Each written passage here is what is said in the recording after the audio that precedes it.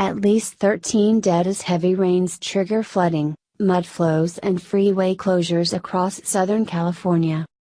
At least 13 people were killed Tuesday when a rainstorm sent mud and debris coursing through Montecito neighborhoods and left rescue crews to scramble through clogged roadways and down trees to search for victims. The deluge that washed over Santa Barbara County early Tuesday was devastating for a community that was ravaged by the Thomas Fire only a few weeks earlier. In just a matter of minutes, pounding rain overwhelmed the south-facing slopes above Montecito and flooded a creek that leads to the ocean, sending mud and massive boulders rolling into residential neighborhoods, according to